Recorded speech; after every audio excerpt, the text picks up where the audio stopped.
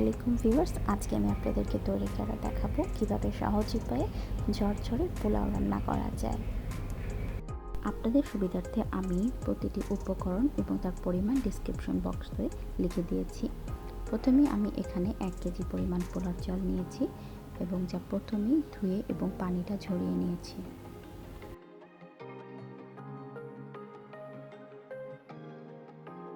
এরপর আমি একটি প্যান গরম করে তাতে হাফ কাপ পরিমাণ সয়াবিন তেল ঢেলে নিব এবং তেলটা ভালোভাবে গরম হয়ে আসলে আমরা পেঁয়াজ কুচি দিব হাফ কাপ পরিমাণ বেরেস্তার জন্য। পেঁয়াজ বেরেস্তা আমাদের পোলাও রান্নার ক্ষেত্রে এবং পরবর্তীতে পোলাও ডেকোরেশনের জন্য আমাদের ব্যবহার হবে।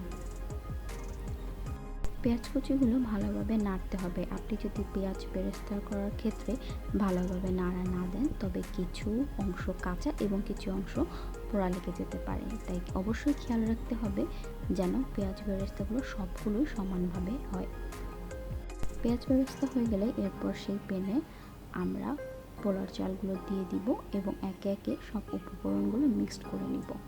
আমি এখানে তেজপাতা দিয়ে দিলাম 2টা, আদা বাটা দিয়ে দিলাম 1 চা চামচ এবং রসুন বাটা হাফ চা চামচ, লবণ দিয়ে দিব স্বাদ মতো। এরপর সব উপকরণগুলো দিয়ে ভালোভাবে নেড়ে দিব। এরপর একে একে এলাচ 3টি, দারচিনি 2 টুকরো,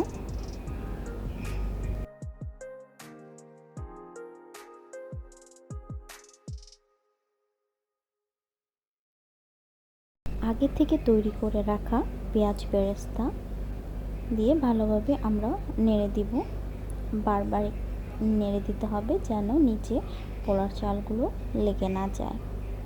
এরপর 5 থেকে 7টি আমরা কাঁচামরিচ দিয়ে দিব, আপনারা আপনাদের ঝালের স্বাদ অনুযায়ী দিতে পারেন।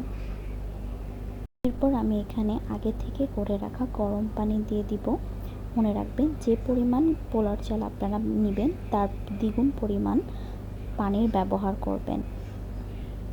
15 থেকে 20 মিনিট ঢেকে দিব এবং এরপরে দেখব পানিটা টেনে আসছে কিনা এবং হালকা একটু নেড়ে দিব।